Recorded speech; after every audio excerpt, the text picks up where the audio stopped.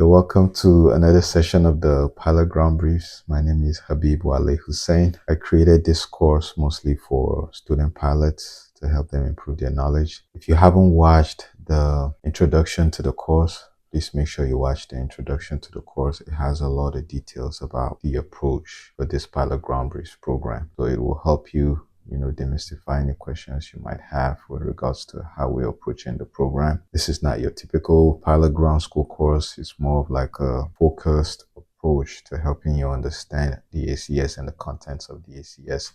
So please watch that introduction.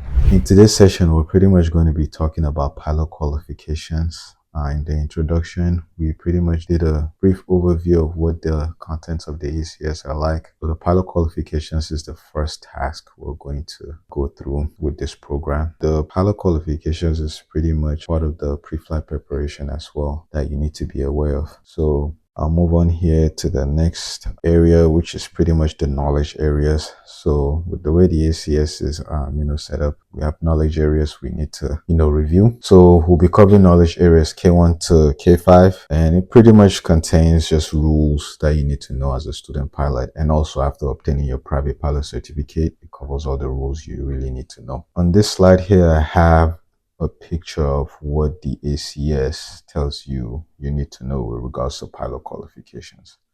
So just a brief overview. You have the knowledge areas here we'll be going through today, the K1 to K5. We'll also be going through the risk management and the skills that's associated with the pilot qualifications. So if you watch the introduction, I talked about how the examiners are really required to only go through one knowledge element and one risk management element and all the elements in the skill session. So for the skill session in the pilot qualifications, there's only one element. So, you don't have to worry. But for other tasks, as you will see in future videos, other tasks requires you, to know a whole bunch of other skills. So, you need to know all of them. So with that being said, for the knowledge that has, that requires one, and the risk management that requires covering one element, you do not just want to focus on one element. You need to know them all, because you never really know what your examiner is going to choose. So the advantage of going through this course is we pretty much give you a microscopic view of the items you really need to know. As you can see here, I try to put the numbers to each specific Part 61 regulations. So if you look at the Part 61 regulations, if you've already started training, it's a really big fat book. So it has content for even helicopter pilots, glider pilots, and things like that. So the most important thing this course helps you achieve is, and what we're pretty much going to be going through today, is look at those specific rules and regulations you really need to know without having to, go through the stress of weeding out the information for yourself. So this is what this course is really going to help you with. So without taking too much time, I'll go into each part to help us understand the main ideas we really need to know. So Part 61 is FAR. You may hear me say the FAR, or Part 61. It's also known as the 14 CFR rules, the Code of Federal Regulations that the FAA uses to tell us the rules and regulations we need to follow. For pilot qualifications, which is today's task, a lot of the contents you really need to know has to do with regulations. So from my experience as a flight instructor, a lot of students struggle with this. So hopefully if you're watching this course, you're not going to be frustrated anymore. I hope I help you, demystify and, make your life easier by helping you, understand this content.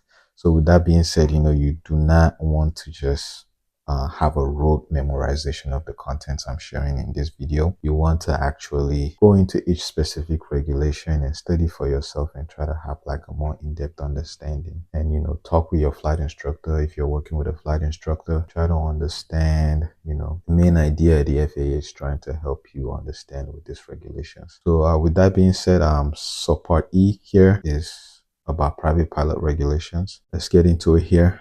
The first regulation you really need to know is the certification requirements is 14 CFR Part 61.103. So if you go read the regulations, we highlight everything here. It talks about your eligibility requirements in order for you to obtain your certificate as a private pilot. So just to highlight them all really quick, you need to be at least 17 years of age, and you also need to be able to speak, read, write, understand English. You need to hold a third-class medical certificate. You also need to have completed the ground and flight training endorsement with your flight instructor. You also need to meet the applicable aeronautical experience requirements that the FAA wants you to know with regards to the private pilot certificate. And you also need to pass the required knowledge and practical tests.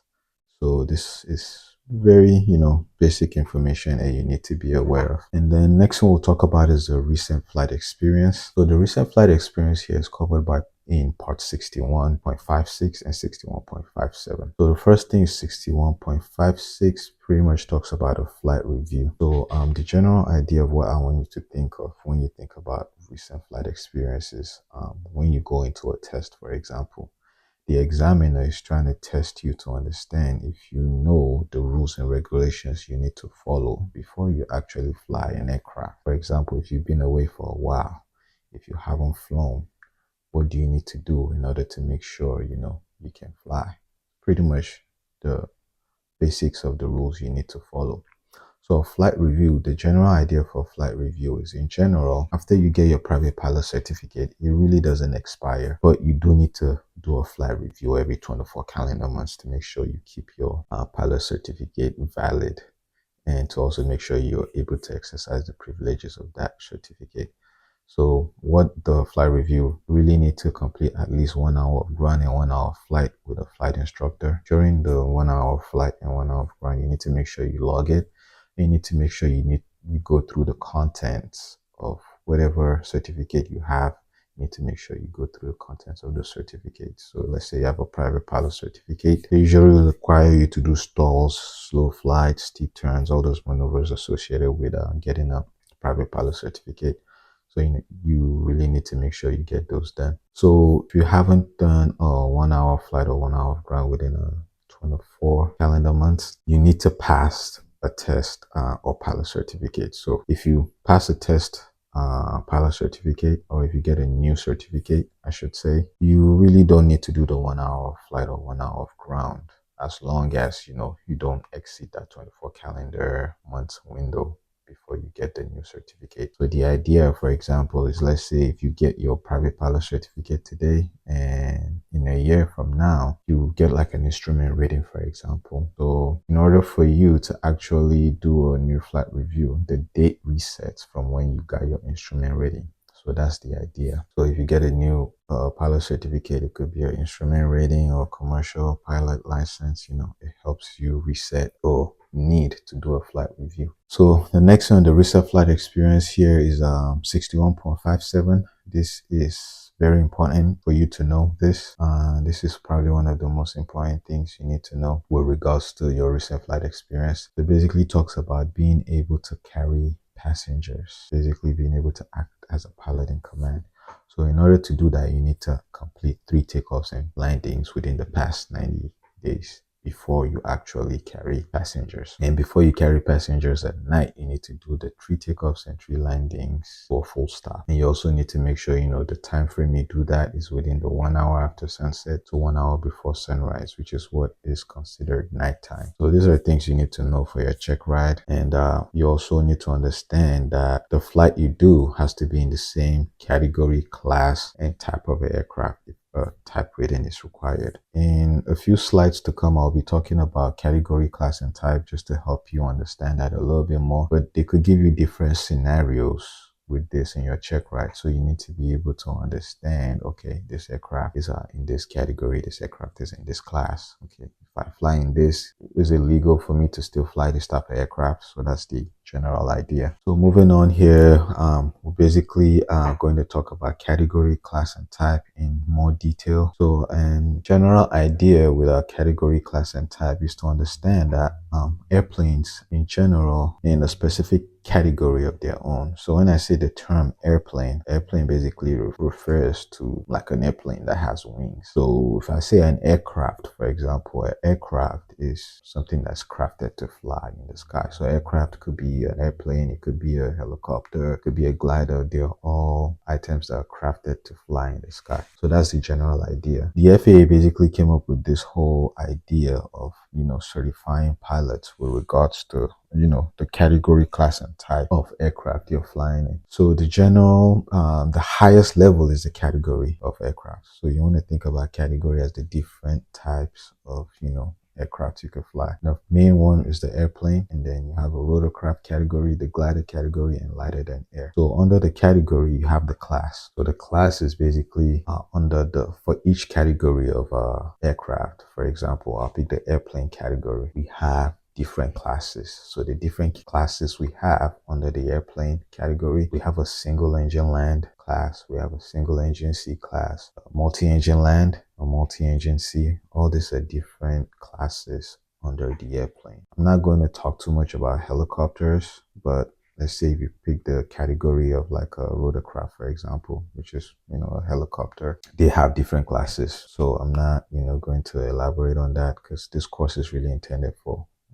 airplane. And then the idea, moving on to the type is under class. So if you have like let's take the single engine class, for example, you can have different specific types of a single engine land airplane. So that's the idea. So under a single engine land, you can have a Cessna 172, for example, Piper Archer, which is what, most people use for their flight training. That's the idea. And then under a multi-engine land, for example, you can have different types, which is a Boeing 747, a Piper Seminole, an Airbus A320.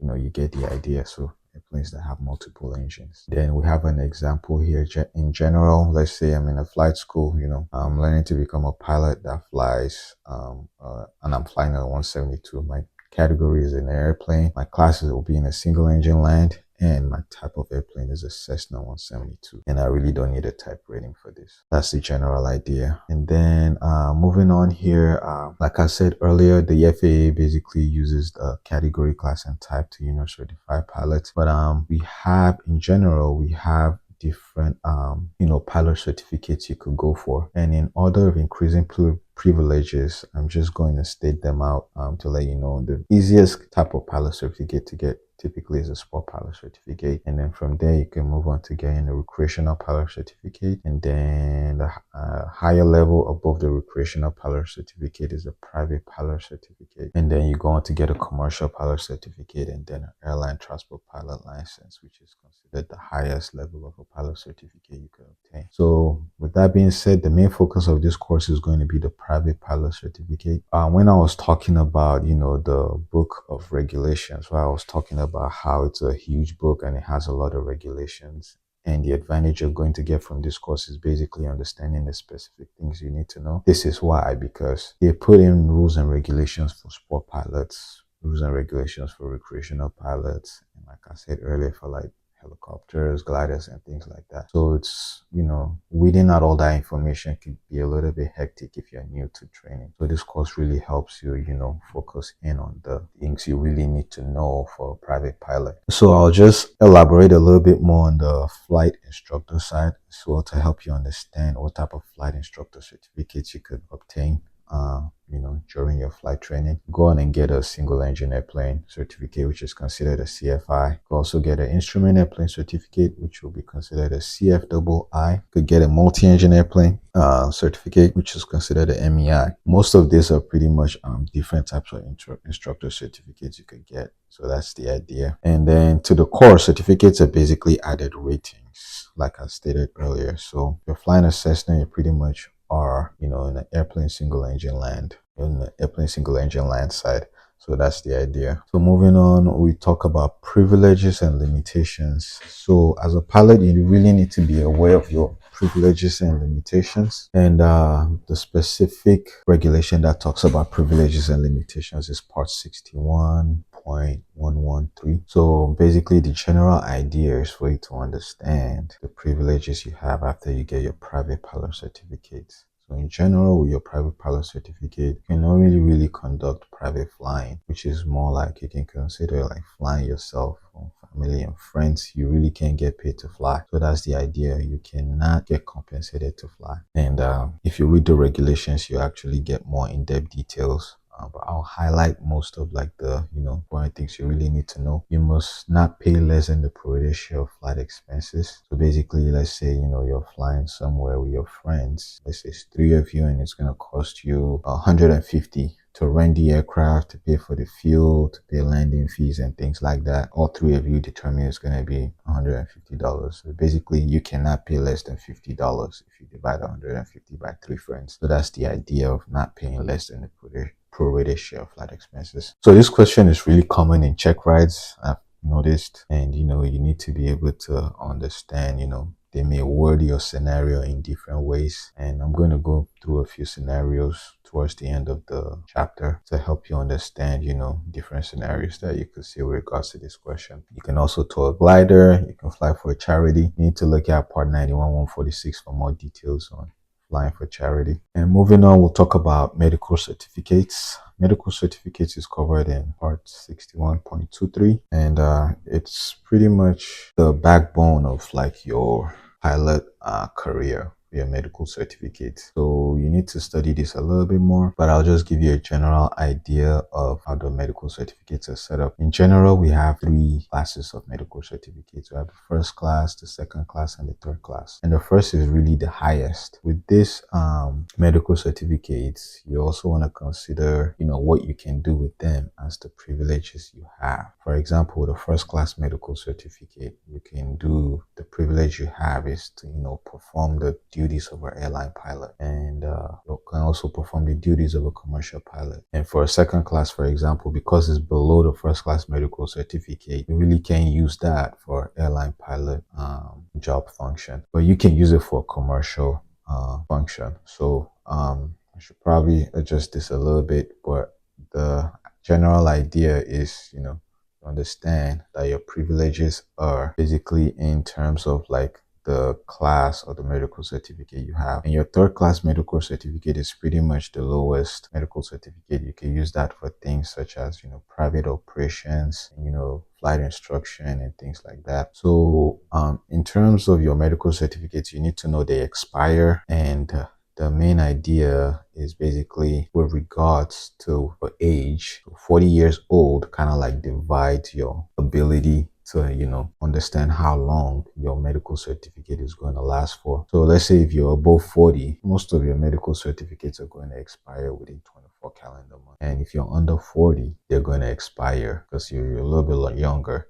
So they're going to expire within 60 calendar months, which is typically about 5 years. With that being said, you need to understand those are just general terms for the medical certificates to be valid. The privileges you have, like the airline pilot privilege and the commercial pilot privilege, for example, all those, they expire within certain time frames. So you need to read the regulations to get a more in-depth understanding of when they expire. For example, if you have a first class medical certificate and you're under 40 years old, in general, that first class medical is valid for 60 calendar months. But in order for you to exercise your airline pilot privilege, it is only valid for only a year. So that's the idea.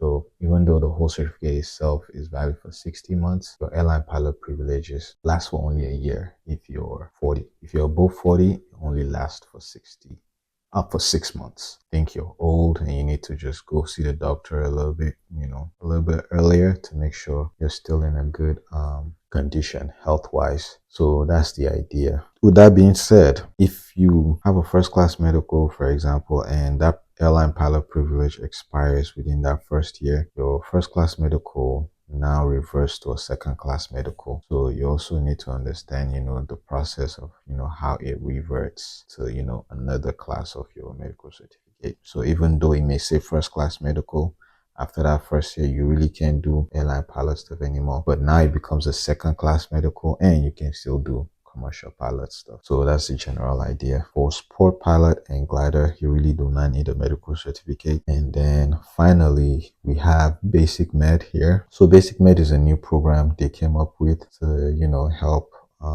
people that, just want to really be flying for fun. That way you don't have to keep going to the doctor as much. Pretty much have to take a course online, and there's privileges and limitations associated with the basic med as well. So, you want to go read this regulation here, 61.113, to understand the limits of what you can do with basic med. So off the top, I know you cannot fly an aircraft with more than 6 occupants on the basic med. So that's one of like the ideas. You typically can fly in a class A airspace as well. That's the idea with the basic med. So coming on here, we'll talk about part 61.13. So part 61.13 basically covers the documents that's required. In order to, fly as a pilot, you really need these 3 certificates on you, which is your pilot certificate, your medical certificate, and your photo ID. Your photo ID could be a driver's license or passport. The general idea is you need to have all this because an inspector could come to you at the airport and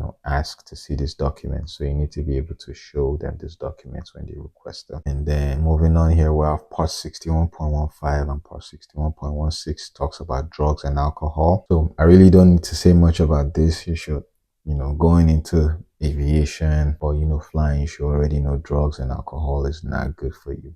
They could deny your pilot certificate or even revoke your pilot certificate if you're caught doing anything that has to do with taking drugs or alcohol. So you need to make sure you review these rules to understand what you can or cannot do with regards to drugs and alcohol. Moving on to part 61.19, the remote pilot certificate. If you do apply for a remote pilot certificate, it's only valid for 2 years. So this basically just talks about the duration of your certificate, which I alluded to earlier with when we were talking about flight review. For flight instructor certificate, it expires every 2 years, and everything else never expires. So when I was talking about the flight review, this is kind of like it kind of like ties into that. You need to understand that if you have a private pilot certificate or commercial pilot certificate, it really doesn't expire, but you need to do a flight review every 24 months. It's called a biannual flight review. You need to do that to make sure you can exercise the privileges of your private pilot certificate. Then moving on, here is part 61.35 and part 61.37, which talks about testing. So testing in aviation is something you get to go through every now and then. This regulation talks about the endorsements you need before you do your test. So a lot of people think this is the instructor's responsibility, but I'll always suggest to the students as well to also know what endorsements they need. Talk to your instructor.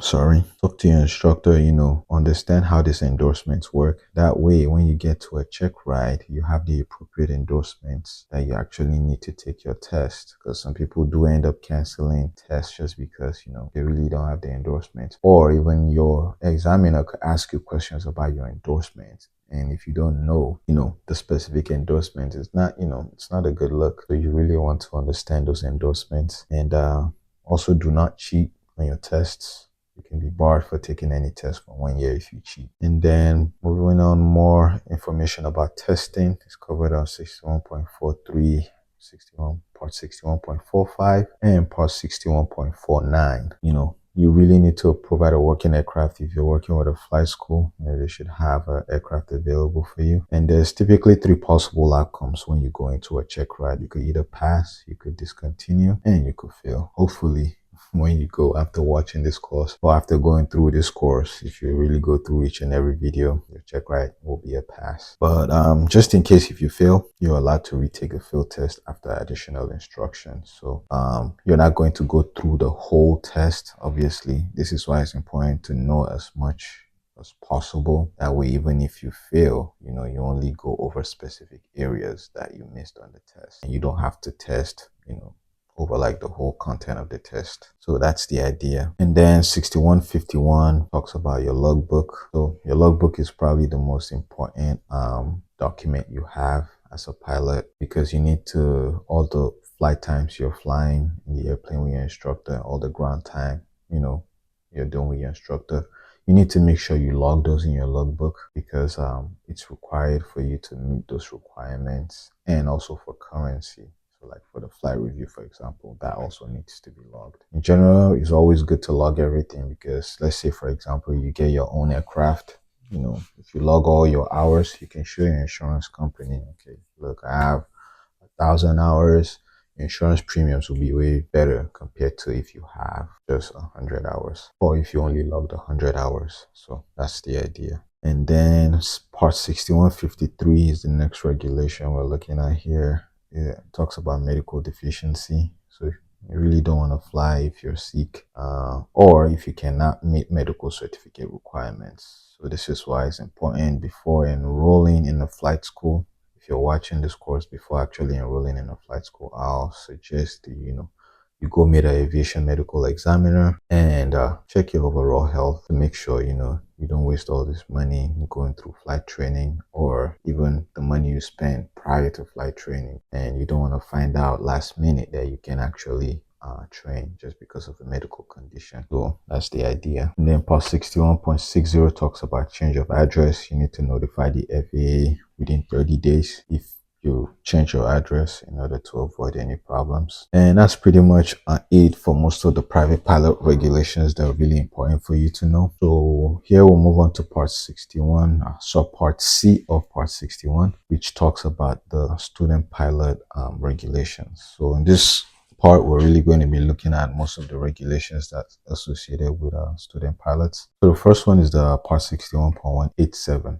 Part 61.87. Here it talks about the solo requirements. So a lot of people are excited to solo, which is, typically a great achievement whenever, you get to that point in your training. But the most important things you really need to know, what are the things I need to do in order for me to actually successfully solo. So the main thing, you need to pass a written test. Typically, this is like a pre-solo written test that your instructor can give you. Has a lot of, questions just about the rules you need to know, airport, how to taxi around the airport, how to be safe. So you really need to go through a pre-solo written test before you take your solo. And you can go on online like AOPA. I don't know if you've heard of AOPA. They have like different courses you could take that they can actually give you certificates to help you understand the rules and regulations you need to know. It's a very good aid in helping you successfully solo. And you need to have successfully received training on certain maneuvers from your instructor, which hopefully before you get to soloing all your flight training lessons, you must have covered all those maneuvers you need to know. And then you also need to ensure you get a sign off from your instructor. So your CFI will sign you up for the solos, which is required every 90 days. If you're soloing at night, this typically requires a separate sign off. So moving on, part 61.89 talks about solo limitations. So whenever you're soloing, you really don't want to have any passengers on board. And your solo is really for training only, and you must have visual contact with surface. So basically, when you're flying, you cannot go above any broken or overcast layer of clouds when you're soloing. And then your CFI, who is the person that's been flying with you this entire time before you actually solo, they know your flying habits. They know what wind conditions you can fly in, what cloud conditions you can stay out of, or I should say what cloud conditions you can avoid. But mainly it's the wind really that you need to watch out for when you're doing your limitations for your solos.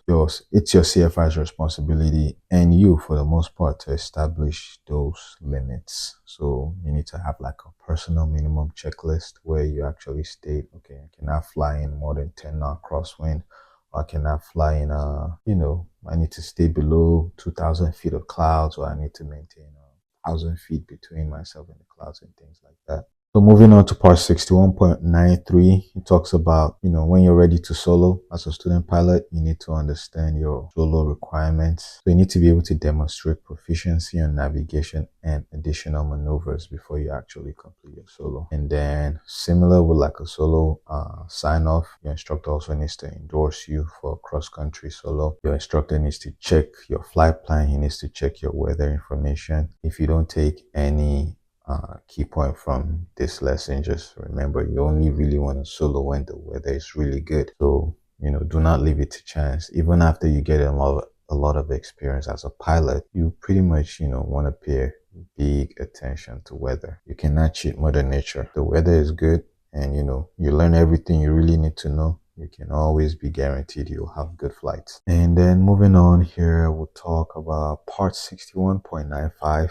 So part 61.95 talks about soloing in class Bravo. So when you get to the section where we talk about airspace, you understand what a class Bravo airspace is. Class Bravo airspace is typically a airspace that's around the big airports. So here in Orlando, we have the Orlando International Airport is a Class Bravo airspace. So as a student pilot, you really cannot solo in a Class Bravo airport without, like a student endorsement, for example, or an endorsement from like your flight instructor.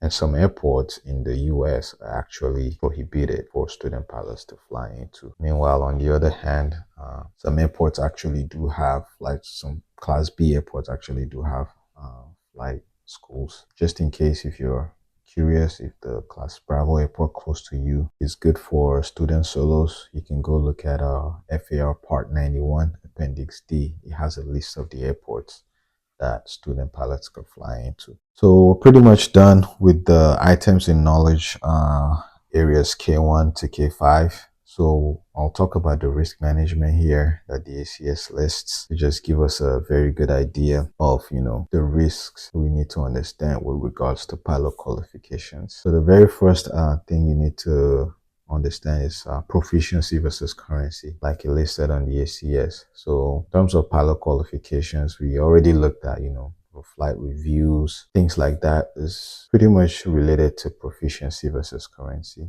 and recent flight experience also. So proficiency is basically talking about your skill level and your competency in flying. So it's more, your skill. And then currency is more of like the regulations, like the flight review and the recent flight experience. So those are like the rules and regulations. So basically, if you meet those rules and regulations, you can be considered current. So you do your 3 takeoffs and 3 landings within 90 days and you log those in your logbook, you're pretty much current. Or within 24 calendar months, for example, you meet up with an instructor, you do a 1-hour flight lesson and 1-hour ground lesson, you can consider yourself current. So that's the general idea. So in terms of risk, this is very important because let's say, for example, if you haven't flown in over 2 years and you haven't done any flight review with any instructor, it's easy to see how this is, how this becomes dangerous and risky. So that's the general idea. And then moving on to the second item on the risk management is on flying. Moving on to the second item on the risk management, I should say, is flying unfamiliar airplanes. So this is basically talking about, understanding that every aircraft at some point, some aircraft are similar, but some aircrafts are different. And with regards to your category, class, and type, sometimes it gets to a point where the regulation allows you to fly certain types of aircraft. And within a certain type of aircraft, some aircraft have different equipment, like the GPS and the instruments and things like that. So even though the regulation allows you to technically fly a specific type of aircraft, you as a pilot, you need to apply your, risk management skills to understand, okay, I need to, even if I'm legally allowed to fly this, I need to familiarize myself with the GPS or the avionics in order to successfully fly this safely. So that's the general idea with flying unfamiliar airplanes in risk management. So now we're moving on to the skills section, and this is my favorite part of the course because this is what helps you tie everything together that we talked about. So in the skills session, we're pretty much going to be breaking the skills into different scenarios, and I came up with most of the scenarios to help you understand the idea with understanding what the FAA wants you to know with regards to a scenario-based flight training, because we covered most of these concepts in the associated regulations. But if you go into a check ride, examiner is not going to ask you, tell me what part 61.113 says. They're not going to ask you that. They're pretty much going to ask you a scenario. They'll give you a scenario and try to see if you can use those regulations that and apply that in giving them the correct answer. So in this scenario here, I'll just read through what I have down here in this scenario, and then on the next slide we'll take a look at how I break it down, so you can use that to understand the general idea. So hopefully before your check ride, you can meet with your instructor as well to go through different scenarios with your instructor to also understand different ideas. Scenario 1 here talks about it says, after receiving your private pilot certificate 5 months ago, without flying since, are you permitted to pilot an airplane? And can you also have passengers on board? Coming on here to the next slide, it explains this scenario. So basically, the general idea with this scenario is related to recency of flight experience was discussed in part 61.56 and part 61.57. So the general idea is before you fly an airplane, you need to make sure you complete a flight review, and you need to log this with a flight instructor. We already talked about this: at least 1 hour of ground and 1 hour of flight.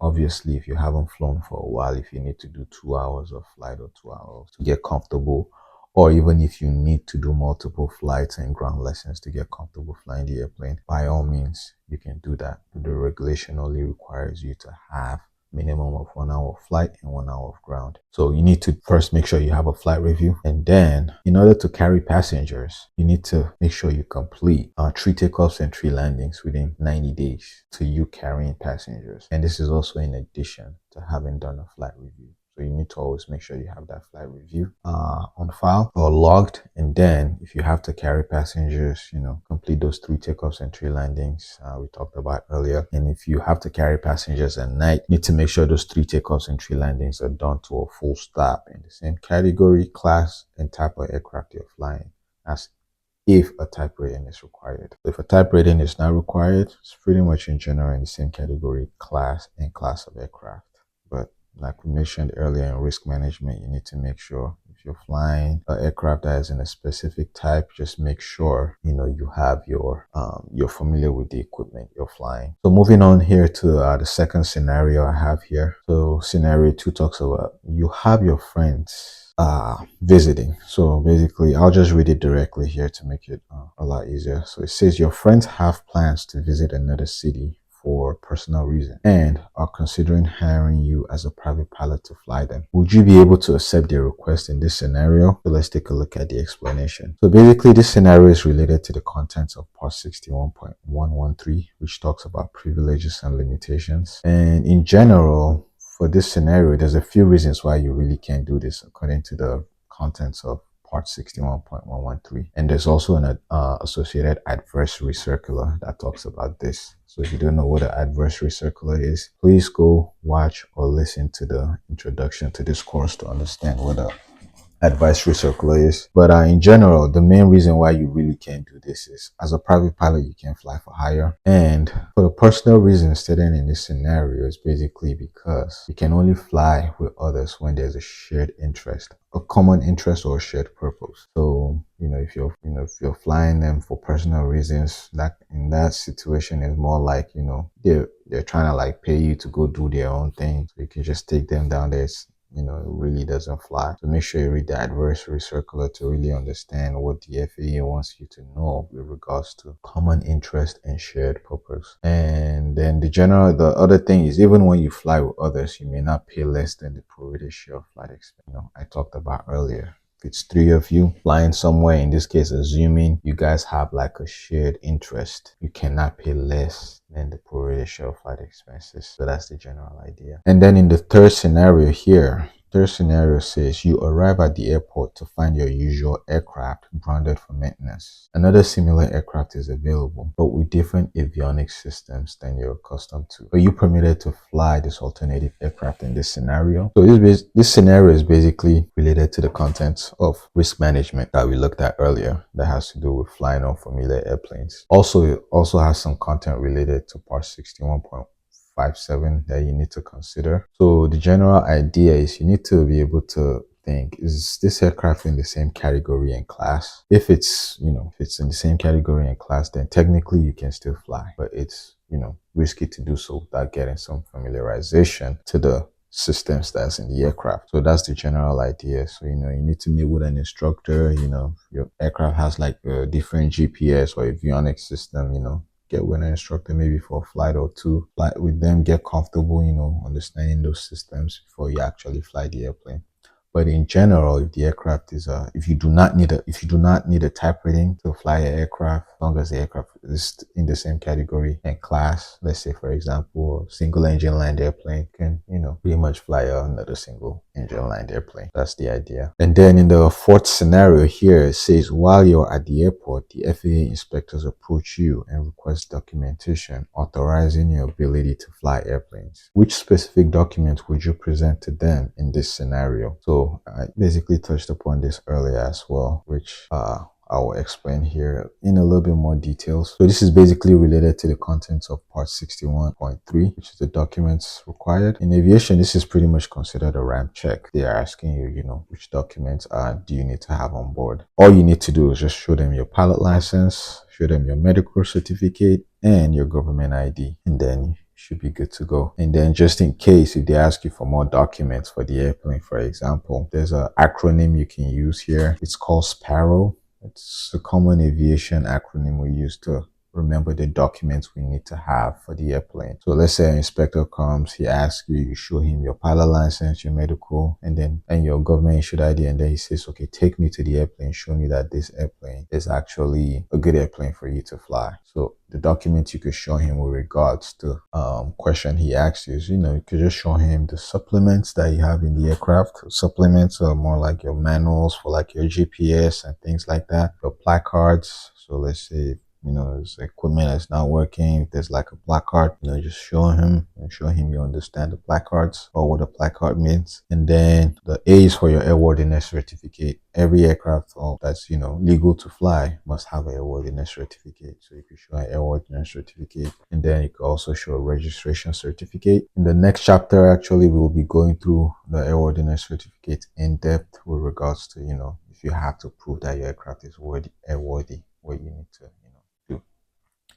And then moving on here, we'll talk about you can show them your radio license if you're flying outside the US. If you're just flying within the US, you really do not need a radio license. And then the other thing is the operating handbook, which is your POH or your airplane flight manual, the AFM. So this is typically for every aircraft has a specific POH, operating handbook. Always needs to be in the aircraft. In some aircraft, in most Cessna 172s, they put it behind the pilot seat. So you need to make sure that's in the cockpit, and you can show that to them as well. And you need to also have a weight and balance information document. So every specific aircraft also their own specific weight and balance. So you need to make sure you show them your weight and balance documents. That pretty much brings us to the end of pilot qualifications. I hope you've learned some concepts, and the general idea with the pilot ground briefs is just really to help make your life a lot easier, like I said. So I want to thank you for joining me in this session, and I'll see you on the next one. Thank you.